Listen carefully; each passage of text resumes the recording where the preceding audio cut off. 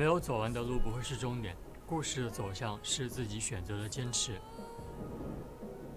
这个故事的开头还算不错，相信过程，相信自己走过的路。那些最激动人心的冒险，从来不是单枪匹马的挑战。 과거는 잊으세요. 내일이 새로운 시작입니다. 내일 경기가 새로운 도전입니다. 我们愿意为胜利付出许多代价，改变只是其中之一。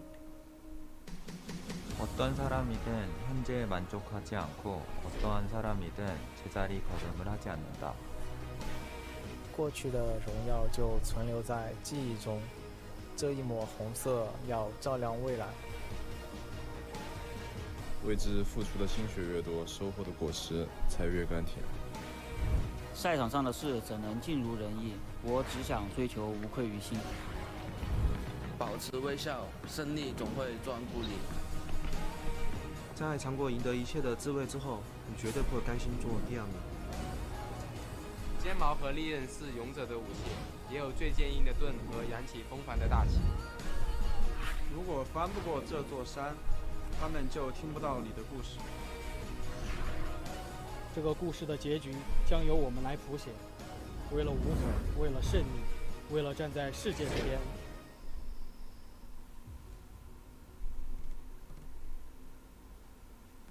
And welcome, ladies and gentlemen, to LPL action as we have Royal Never Give Up versus Vici Gaming here in the arena, which I can only assume is in Shanghai. I am Cole Culture Gibson, joined by my partner. Say your full name for me, man. Say your full name. Jared Thousand Eyes Stice.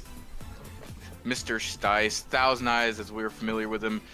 Watching RNG walk into the stadium, into their locker rooms, and Vici falling soon after. A very interesting graphic talking about Vici's history, and it says it all. They did give up everything, completely retooled that roster to try and go into that rebuild phase. You know, not looking for a lot in championships this year, of course, would be nice, but given everything that they've done to rebuild this team and rebuild their organization, having a good season and stealing a win off RNG today would be so key for them.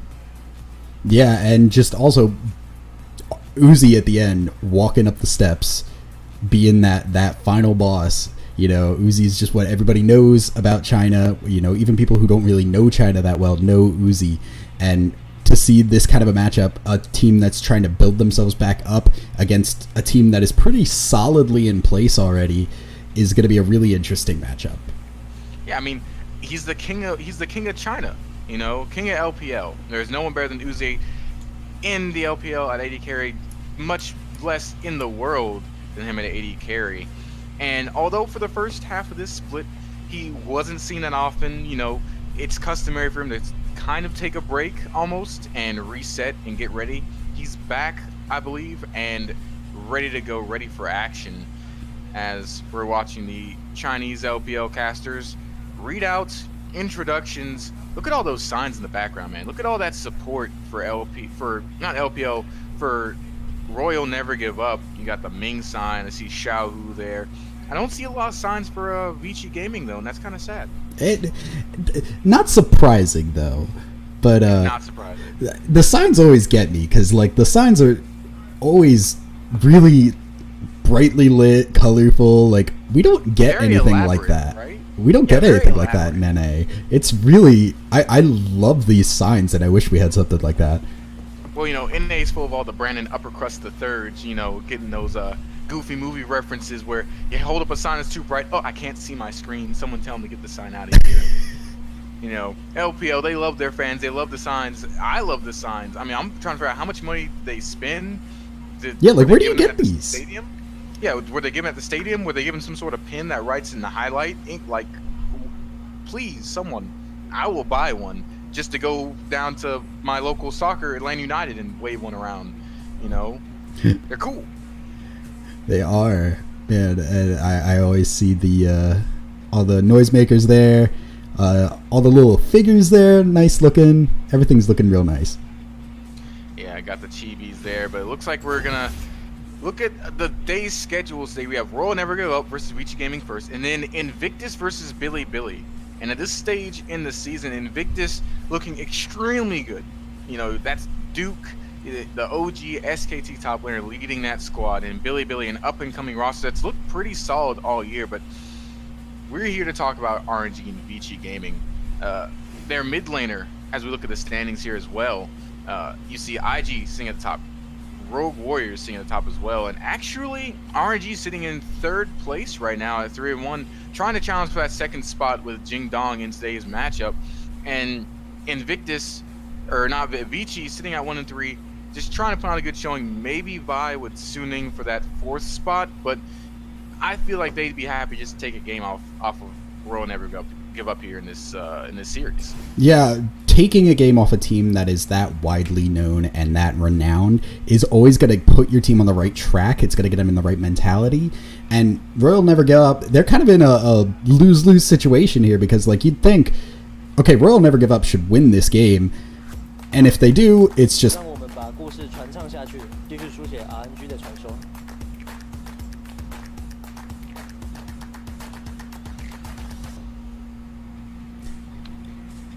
Okay, we're back. Before you're so rudely interrupted by that graphic, I don't know whose production team is running this, but I did not get any idea that was coming. Wow. Come on, production team.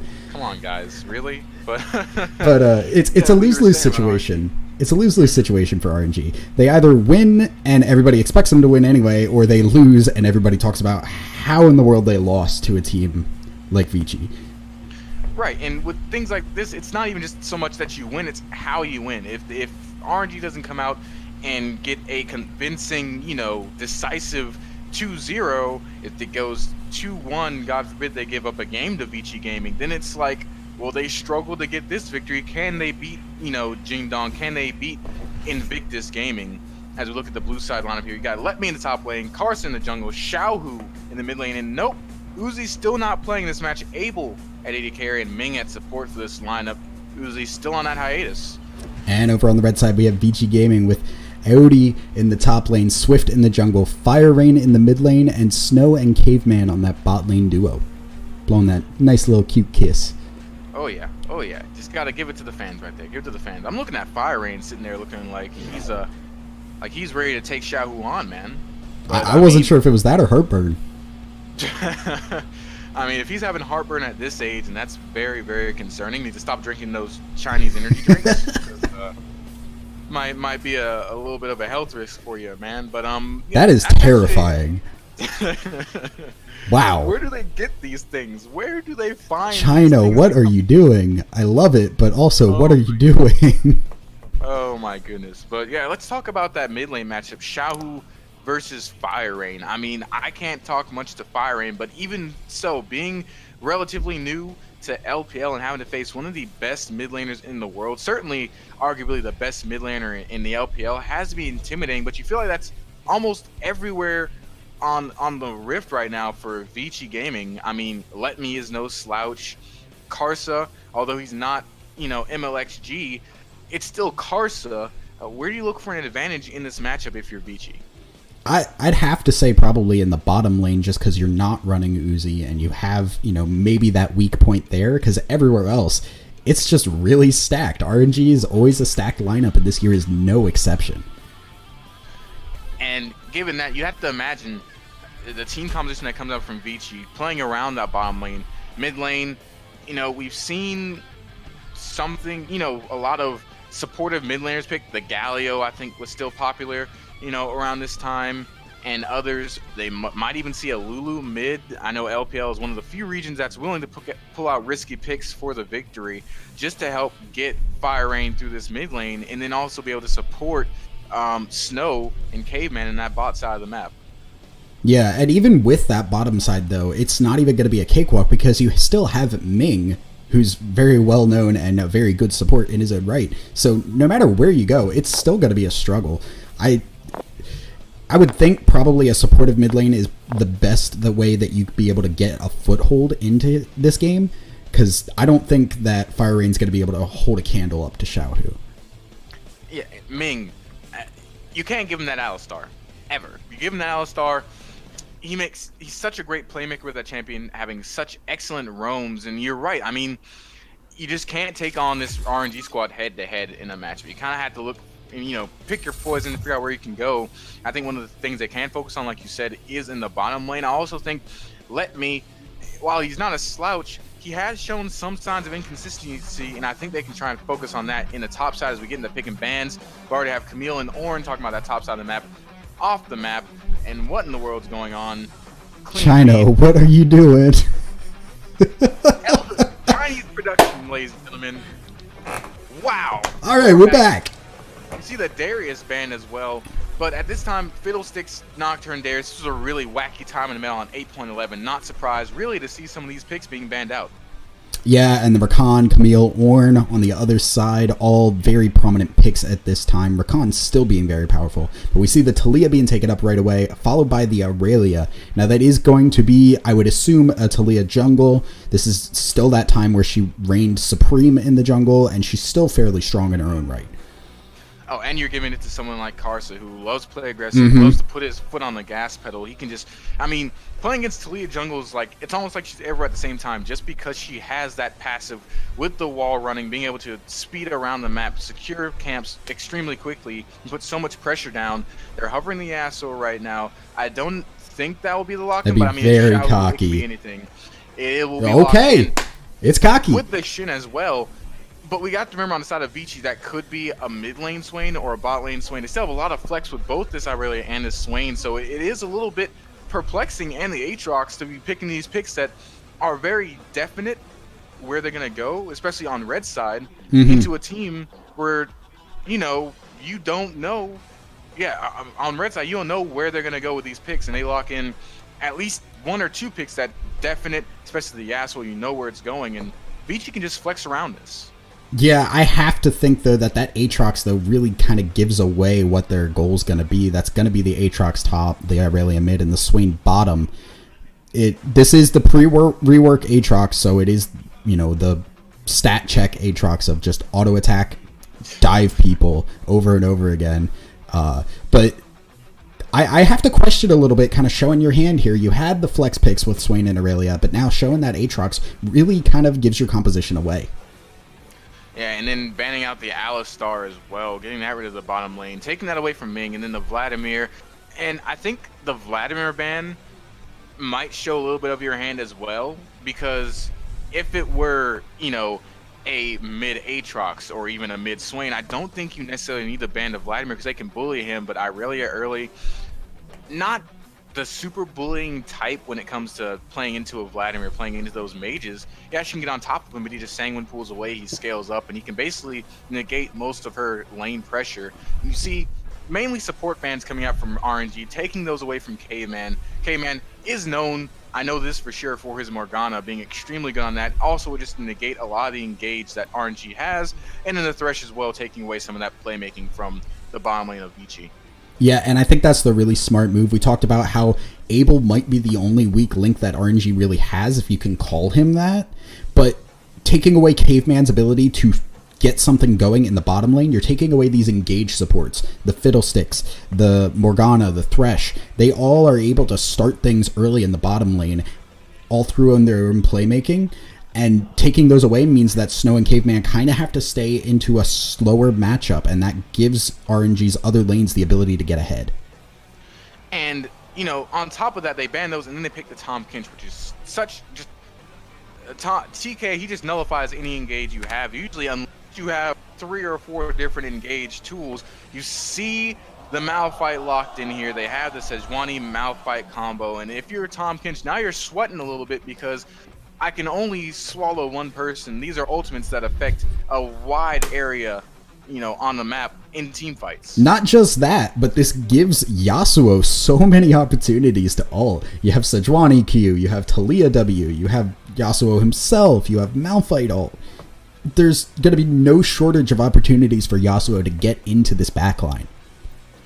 And I think for Vici, while this team composition looks a little bit scary, as it actually would be a Taliyah mid lane being swapped up. So RNG being a little bit cheeky, you know, still using some of their flex potential there, swapping things up. That's an even better matchup, I feel, for Taliyah into Aurelia, because you can just lay down the workaround and, you know, basically she can't even try and aggress on you without taking a large chunk of damage. But for Vici, I think that a little bit, you can get a little bit of confidence just because you have so many champions that have sustain. You have the Swain that eventually gets healthy and is hard to kill, plus a Tom Kinch with him that also gets tanky, is hard to kill. And then you also have this Trundle, a lot of really, really tanky options that just make it difficult for RNG to blow somebody up like they want to with their composition. Yeah, and the Trundle's a good pick into that Sejuani. There's a lot of opportunities for Trundle to soak stats out of somebody, but at the same time, are they going to have enough damage to eat through a Shen, a Malphite, and Sejuani? Trundle, like we talked about, Tom Kench can only eat so much. Trundle can only sap so much. Right, and I think that leads us to how this early game is going to go, Thousand. I think, in my opinion, that we got to focus here on this jungle, because it's going to be, can the jungler from Vici bully Karsa with this early Trundle pick, get some aggression, and give his lanes the safety they need to scale up, while also putting the Sejuani behind to where she's not that tanky force that can enter fights, because as soon as she tries to charge in after throwing the Glacial Prison, she gets blown up. Yeah, and if Swift does not get something going, that's going to be a big problem for Vici, I think. The Trundle has the pressure in the early game, has the ability to run in and duel, has the earlier gank pressure, and if they don't get something moving, it's going to be a problem. Yeah, because we're talking about an Aatrox, an Irelia, and a Swain here. I mean, they're powerful picks, but they need some room to breathe in this early lane phase. So Swift, he's going to be on pressure relief duty. He's the plumber taking the pressure off, the gauges and all the pipes, wrapping up those leaky pipes with a little bit of duct tape and making sure everything holds together until they get into this mid-game where they can potentially just take over these team fights just because they're so beefy and they do so much damage. As we hit the Rift right now, got a nice 5-point start from both teams, nothing really aggressive. Xiaohu laying down some damage on the Fire Rain. Hitting all of them. Other than that, yeah, every single one. Hey, he's the best mid laner in China. What do you expect? That will force Aurelia back, and that means RNG can either move aggressively if they want to, or can back off if they really just want to get a soft controlled start. And it looks like they're going to get a little aggressive here, knowing that Aurelia went back. Yeah, and now they have that pressure to push off the rest of the map. Also, that also indicates that, it lets them know that Trundle is starting his red buff just because, there was no one in the jungle that, could move forward. They didn't see anyone in the river, so they move up, take this blue buff, and already Xiaohu gonna carve himself out a nice little lead here by stealing the blue buff and potentially 3-buffing Swift. Yeah, taking that away, and it will be, at the very least, Swift not getting all his buffs, but that will be Karsa getting the blue buff of their own. He's gonna go in, and Swift's gonna go in and see him there, but we got an engaged bottom. And Snow going low right now, the Ignite, but they couldn't get the knockback from Xiaohu, and Xiaohu's in the bottom lane. What is going on here? As you see another engage, some skirmish from Let Me, and this is, what Aatrox does best. He can bully tanks pretty easily, and this is pre-rework, like you said, Aatrox, so it's all about bullying that tank, all about getting that attack speed and that shred, and Let Me already push under his tower. But you're right, this is a bot lane Talia, and it makes sense, Thousand Eye, just because of the Shin locks him down, and then Xiaohu knocks him back, and this has to be a roller coaster ride for Vici, because now they don't know what's going on. Yeah, definitely not something we saw coming, obviously. But Abel apparently is a good Yasuo, good enough to play in the solo lane there, and that's not something you could really run with Uzi. So definitely using their roster to the best of their ability. Hey man, whenever you click the little AD carry tab they have now, how you can select different categories of champion, Yasuo is still in that AD carry category. So don't remind me. I still count him as an AD. I still count him as an AD, as we see RNG getting the early push now with this Talia, giving that Sejuani that space she needs. It feels like it's kind of nullifying Swift here, because now he can't really invade. He's already lost his blue buff.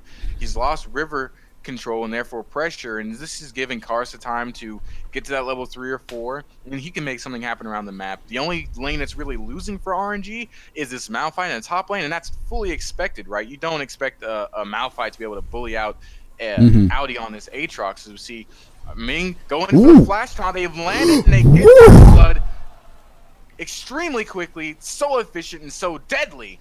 that Shin Tilia combo. Yeah, and I was going to bring this up a little earlier. Xiaohu's running the electrocute there, and we see it coming in clutch. The flash taunt in there, followed up with Xiaohu, where they're going for more. And they tried to go in. Xiaohu even flashed to try and get the knockback from the seismic shove, but Ming missed the taunt, so he couldn't follow through. We're going to look at replay at this earlier 2v2. Caveman, just a little bit too far forward. Yeah, not ready for the flash from Ming, and I don't think a lot of people were ready for it. Definitely a heads-up play there to get right on top of him. Make sure you hit that flash right on him, or you're going to end up missing the taunt. Remember, it doesn't carry through the entire way like Pike does. You have to hit him when you flash. But getting that, and then hitting the knockback from Xiaohu to confirm the kill. And when the gold lead's slowly building, things are going to... It feels like from bad to worse for Vici. It's still early in the game, but just the way this game was flipped on its head with the lane swapping and the flexing, you already see Swift trying to move in to get that aggression, Fire following him in with some early vision to try and steal from Sirwani and put some pressure on Karsa. But in my opinion, it just doesn't feel like it's working. Sejuani is already on the other side of the map. A TP comes in from the Swain actually get back to lane, but Karsa's already on the other side of the map, clearing river wards around this Ocean Drake, this first objective of the game. Yeah, and this is the one thing Swift can really do at this moment. He has pressure in the top side. He has to play around that jungle.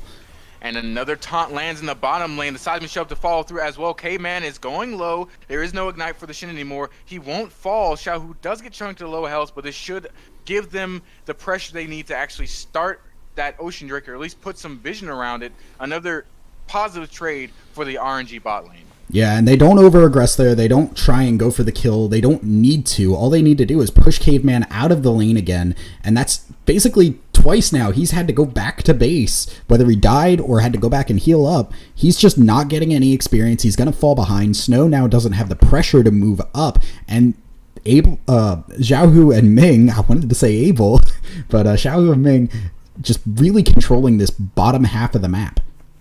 I mean, Xiaohu already has his sorcerer shoes. That magic penetration, you saw it in that last fight, doing so much damage along top of that electrocute, and all the Swain and the Tom Kinch have to negate that and, survive it is, Ruby Crystal, Mana Crystal, and just pots. They don't really have a whole ton. You already seen Invade coming in again from Xiaohu and Ming looking for Swift this time. Will they be able to find the seismic shove? They do land some auto attacks.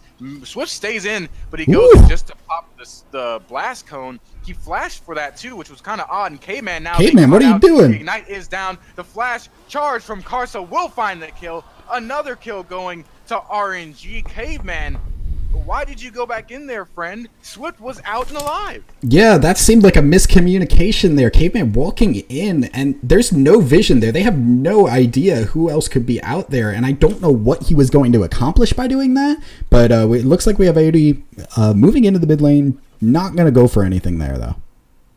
Moving down, trying to provide support to his mid laner and possibly get in position to pressure on this Drake, but they're just going to give it up, and this will be a first Drake and Ocean Drake going over to Royal Never Give Up, and this is going to be so helpful for them because they can continue to do these engages. And Snow caught out, seismic shove into the rest of the volley from the Talia. Will he go down? He pulls back Ming and actually gets the damage down, but the burn won't be there. The pot is saving Ming's life. He'll be able to run away barely at 100 health there, almost a little bit too greedy and aggressive. Now in top lane, Swift is trying to get on top of Let Me. He will use the charge to try and get away. He does flash. He will run into Vici's jungle. Audi doesn't have a flash to follow up. He will find the kill, however, as Let Me turns around, just tries to, fight back, but to no avail. And once again, K-Man being caught out. Oh my goodness. Another stun. Will this be another death? Not yet. He barely lives again, but Xiaohu and Ming just abusing the crap out of this matchup right now,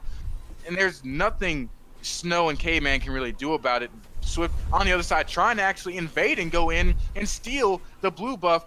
Did he get it? I think he did actually get it. Now Abel might be caught out. The stun from Aurelia is there. Fire Rain does land it on the back end, but they won't aggress anymore. So out of all this action and still more to come in the bot lane, they do steal a blue buff. No, Caveman! But another taunt again. Caveman, my God. The stopwatch does come through for Ming. He will survive, but is this Vici, being careless, or is this RNG being baited and almost dying twice now?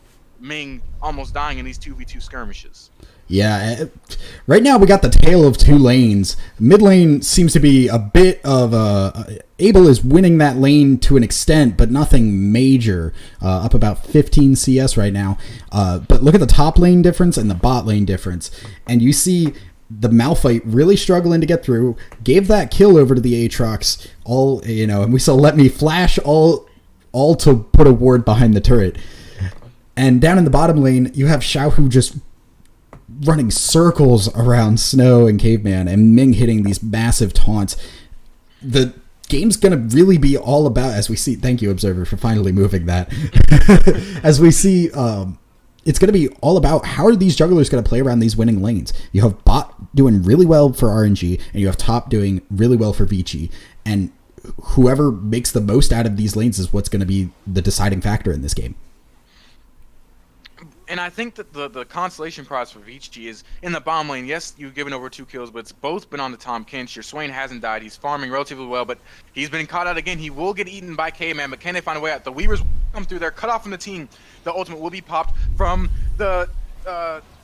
Swain, but to no avail. He'll get hit by the Glacier Prison. He should go down to red buff. There he goes. Now K-Man getting caught out as well. A 2 for 0, and now Let Me in the top lane. Outplaying Audi. The ultimate will be popped there. He will go down, and that's a failed turret dive for Vici, wasting time, and now that should allow RNG to get pressure, if not take this bottom lane tier 1 turret for First Blood turret.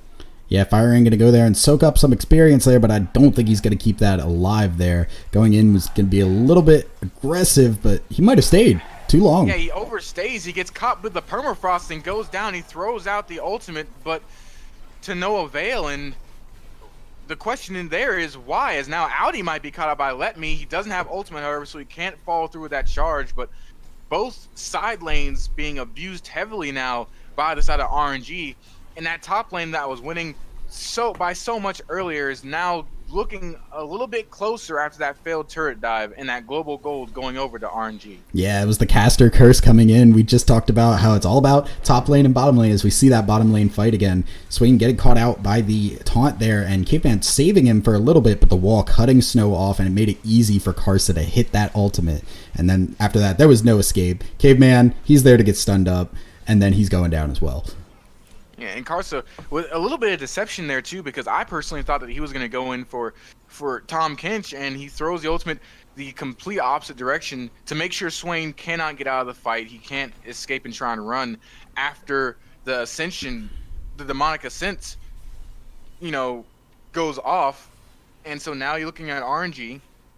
They have push in the top side, push in the middle lane, and while Vici has been able to push this bottom lane in, looking at items, Yasuo's almost to his Phantom Dancer. You already have a Sunfire Cape on Malphite, so now it's going to be extremely hard for him to go down. And you already see Xiaohu on this top lane turret here. And there's nothing Audi can do to even get close because you have Ming waiting there on the sidelines for a taunt. Yep, it's just more gold funneled into Xiaohu. You got 4 kills on him already. You got 2 turrets for him. There's just... This Talia's about to pop off. And Vici's trying to make a desperate play to the bot lane and get this turret, but they don't even have a minion wave anymore. They have to back off, so they can't even try and pressure Let Me off that. They will drop Rift Herald for it and try and trade turrets, but as you can see on the map, RNG already rotating toward mid lane. It looks like Fire Rain might be in a little bit of trouble here. He does back away, but the Shin is here. He does have flash. Fire Rain, though, won't dance with that fire, and he'll just back away from the turret and now be a turret down. So in essence, it's just a 1-for-1 trade in our, you drop Rift Herald expecting to get more than that and just nothing doing. Yeah, do get half the turret off of that inner tower in the bottom lane though, so do get a little bit more off of the trade, or off of that specific trade, but if you count in that top lane tower going down as well, it's an overall loss for Vici once again.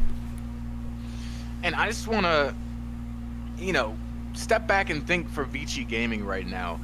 What's the next steps for them? Because, your top lane was going well, and then he lost his turret. Now, it is an Aatrox, so we'll be able to scale up. And we talked before the match about scaling for them, but Jararela is behind the enemy 80 carry on this Yasuo in the mid lane, and his Swain finally went down, and he's down almost 40 CS as well. So 2 out of your 3 main carries aren't even on pace to meet that demand, that win condition. In your Aatrox, he's only one guy, and he only has a Tiamat working toward that Titanic Hydra, it looks like, but that's not enough to sustain toward this mid game. Now be a second Mountain Drake as well, going over to Royal Never Give Up. Yeah, and they're going to have to put the eggs in the Aatrox basket, really, but even then, you have a Malphite with Ninja Tabi and Sunfire Cape. He's not going to be putting a lot of work into this Malphite unless you have Trundle up there to soak up the stats, and that's exactly what they're doing. God, Snow, does there He's ignite? dead. He does use a stopwatch to save his life, and he will flash away. They can't confirm the kill onto the Swain, but that should be enough to push them off turret, and now in the bottom lane, it will be Karsa and Abel versus Fire Rain, and Fire Rain is down. The last breath, blowing out the flame of the mid laner from Vici Gaming. Yeah, just a very clean dive there, and now we have Aodi going in. Shen's coming in, though. Shen will be there. They will pop the ultimate onto Aatrox. Can he find a follow-up and try and find anything off of that Guardian's Angel? Nope, he can't, so he'll go down, and now it looks like RNG's also pushing the mid lane, but they don't have a carry to help them out at this point. Snow is in the bottom lane, clearing that wave. RNG finding even more advantages. It's now a 6,000 gold lead. We're only at 15 minutes, and they're about to expand it even more with this mid lane slowly but surely going down. Yeah, and the worst part of all that, too, I think, is that I don't think Shen even needed to ult there. I think Malphite was going to win that fight regardless. He's just got so much armor. Now he has a Bramble Vest on top of that. This is just an Aatrox's worst nightmare. He's not going to be able to sustain throughout these fights. He's going to take damage from the Bramble Vest, damage from the Sunfire Cape. The Ninja Tabi are going to negate a lot of his damage. Aatrox cannot fight Malphite right now. He will lose. And on top of that, even worse is he had to go more defensive beefy. Usually if you're an Aatrox, you want to be able to go for your Ravenous Hydra, put out that damage in a team fight, and once you have the Ravenous Hydra plus the Ginsus and your ultimate, you can just go ham. But now he had to go beefy. As we look at this replay, just, you're right, I don't even think Let Me needed an ulti out from Shin, but just extra insurance. Yeah, just knocking him down into the passive and then immediately just taunt him, keep him up, get the Shen W there. There's so many things to counteract this Aatrox right now, and that was the one thing that they had going for him is Caveman flashing away.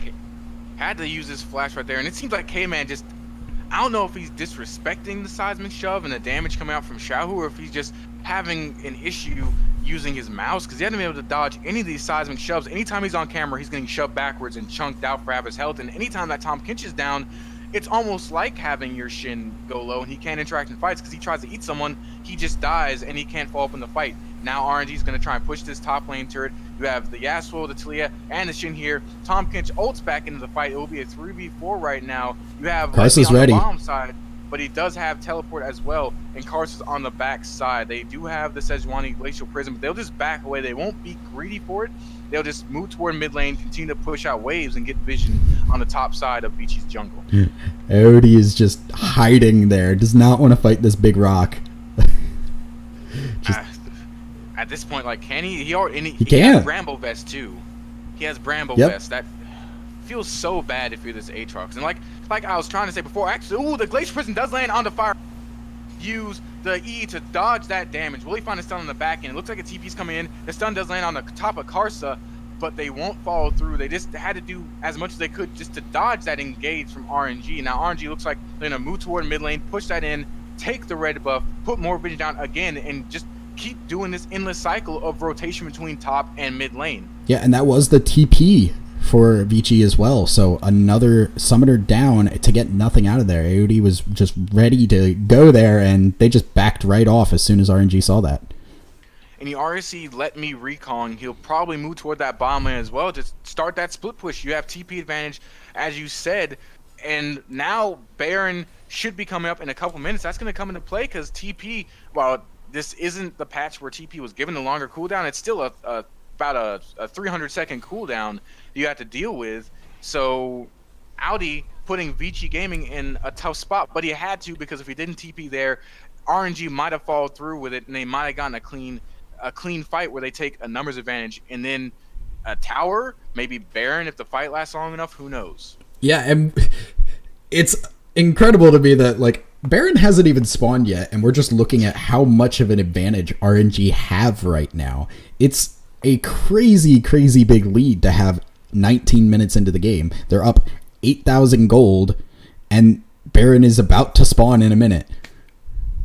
And, maybe if you were against a different team, you'd say, well, this is the time when RNG gets caught in a lull, and maybe they get impatient, and maybe they make a mistake. But this is RNG we're talking about. If this was any other team, as we see a Weaver's Wall come through talking about mistakes, Karsa finding Audi out, and he gets blasted by the Sejuani. So that's a man down for Vici Gaming, and it looks like RNG will continue to push these waves. Ping's going down on the bottom lane and the mid lane. They know where Vici Gaming is. They're slowly moving over toward that Baron pit, but the push is still on in both of these lanes for RNG. Yeah, it's not Vici catching RNG slipping. It's the other way around. They're moving around the map. They've got vision everywhere, and as soon as they overextend for any kind of farm, they're going to get completely jumped on by this Talia and the Shen. There's so much map pressure to have.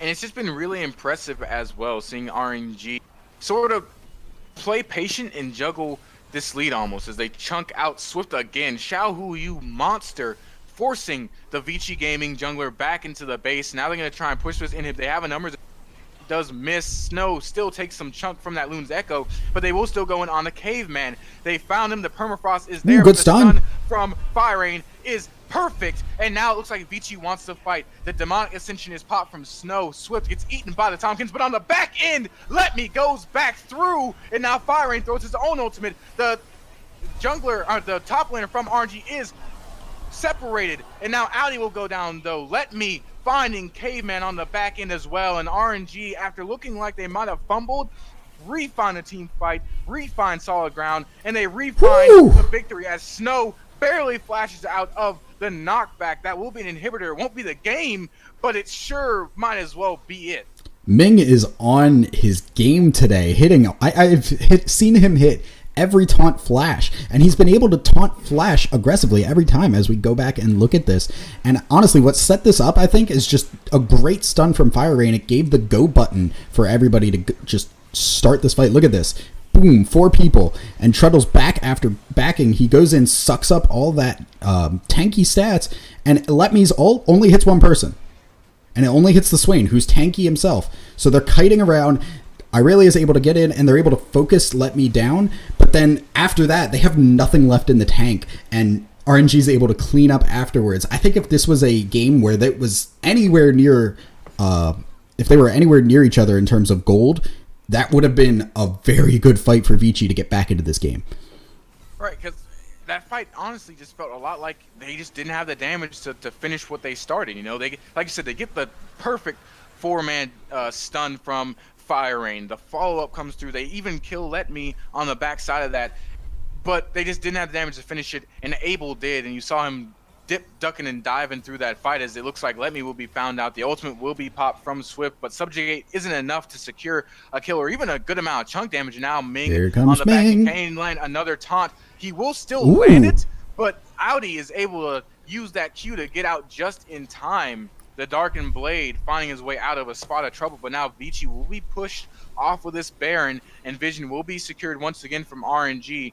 Baron is spawned. It's 22 minutes and 30 seconds in the game, and RNG can definitely look for this take as they have Super Minion Wave pushing in to Vici's base. Yeah, Vici have to go back and handle that, but at the same time, they have to watch for this Baron. It's a rough situation right now. This is one of those games where you feel really just like there's no opportunities open for you.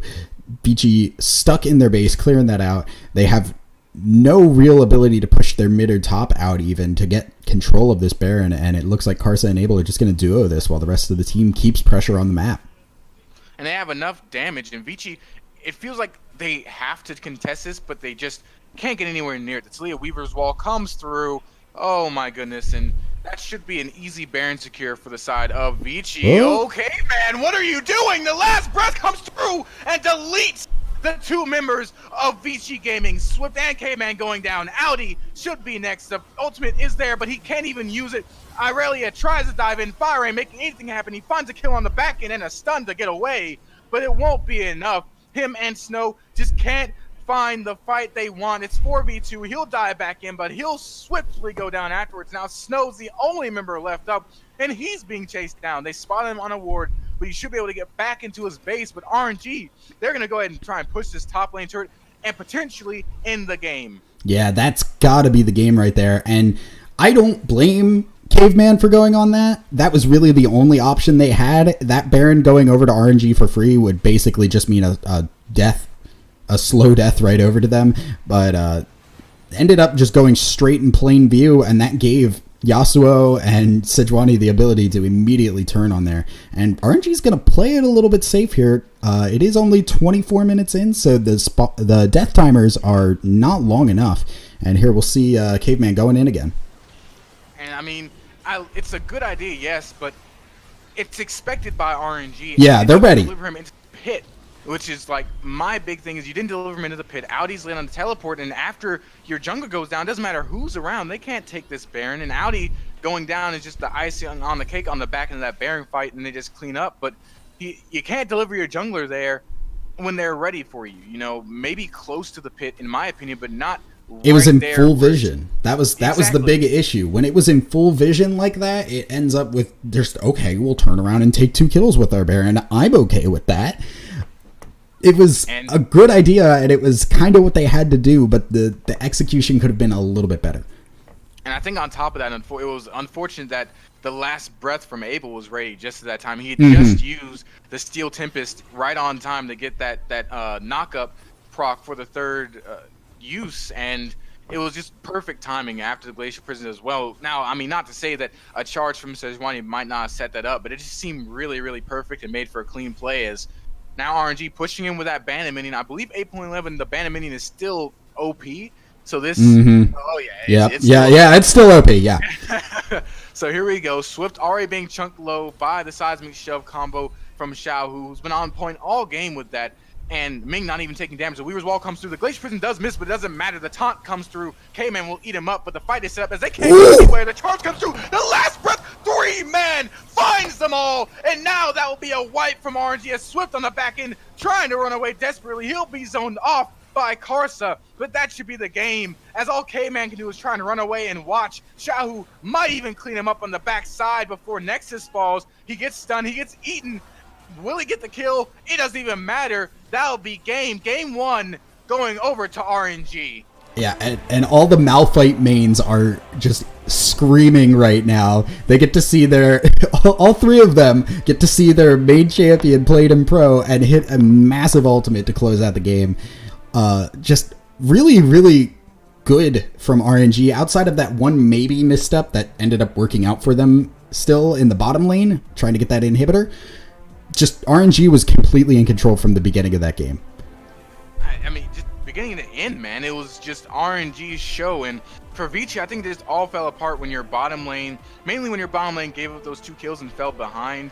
And then the swaps, I think, really just confused Vici Gaming, because it went from, all right, Fire Rain, you're facing off against the Talia. It sucks, we know, but you should be able to last in lane and scale up to facing a Yasuo with so much kill pressure, and Abel played it masterfully as well. Xiaohu on this Talia doing a great job. And in the only lane they were winning in the Aatrox went south as well after a turret dive goes Ahri, and RNG turn it around and get second turret up in the top lane. Yeah, and just look at the damage charts there. You can compare Xiaohu and Swift, or not Swift, Xiaohu and Fire Raid there, but that isn't a fair comparison. Either way, 28,000 damage compared to, I think the most was around 10,000 damage on the other side. The difference is completely and utterly striking. I mean, if there's a player of the game for this match, it has to be. It's that damage alone. The pressure he was putting on Vici in these sieges and around the map, to where he maybe missed 1 or 2 seismic shoves, maybe 1 or 2. Everything else, he was always knocking someone back or either zoning them off, using that Weaver's Wall to near perfection. And going into game 2, RNG has to feel good with that dominant win. And if you're Vici, you're just trying to pick up the pieces and figure out what went wrong, because we, by all means, should have been able to at least dominate this game going into the mid-late stages. Yeah, and I want to give a shout out to Ming as well, hitting just amazing amazing taunts. Every time he flashed, I think it was aggressively, and got a great flash taunt onto somebody to set up a fight. And it's really what allowed Xiaohu to get an advantage as you went further and further into the game. The beginning of the game, those early taunts, getting onto Caveman, shutting him down, and feeding all that gold straight into Xiaohu allowed him to do his thing. And I don't know about you, but I feel like if you're Vici this next game, you can't pick a scaling composition that scales in 3 lanes against RNG. RNG is a team that's known for putting a lot of pressure on you early, having an up-tempo play style, being that really aggressive, snowbally team fight type of team. And when you pick 3, passive scaling lanes that can't really do much early, it's like, yeah, the Aatrox Blade let me. But as we see, the man of the match is indeed Xiaohu. 5% damage. Of their damage. 198% of the damage for the game. And 8-0-8. He had a perfect KDA that entire match. Ugh. That's his 3rd MVP of the season. Ugh. Just disgusting. It was insane. And I don't think there's really much you can say to convince anybody otherwise. I don't think this is a surprise to anybody. But Xiaohu getting, it was Ming tossed up the alley-oop, and Xiaohu just absolutely decimated it.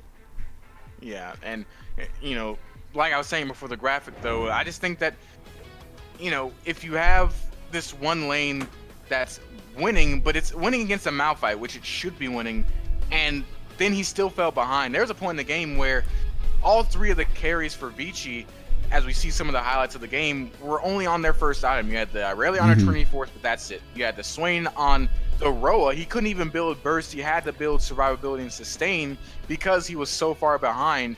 And then you had the top laner. You had Swift. I believe it's Swift on. Swift is the jungler. Swift is the jungler. Audi. Audi. There we go. There Audi. you go. You had Audi right with the Titanic, but if you're an Aatrox, you don't even really want to build the Titanic. That's a defensive measure that you're playing into an offensive matchup. You want that Ravenous into Ginsu so you can put out massive amounts of damage, and just didn't work out for them. Yeah, and also it was going okay for them for a little bit. They had that top lane Aatrox winning. It was doing decently well, but we just saw that first replay there, the bot lane where Karsa came in, Talia walled him off, and Karsa hit that ultimate on the Swain. At the same time, there was a failed dive going on in the top lane, and that dichotomy completely just turned the switch on for RNG, and the one thing that Vici had going for them went sour, and from that point on, it was RNG just shoving it down the throat of Vici. Especially once they had that Mountain Drake, it was an easy lane swap for Xiao to go top, take that second turret, open up the map, and just keep pushing that tempo and keep snowballing that lead. But ladies and gentlemen, we're going to see if Vici can come back with any sort of answer to at least put up a fight in this game 2 and maybe take us to a game 3 coming up very soon in the next couple minutes. Stay tuned. RNG Vici game 2 coming right at you.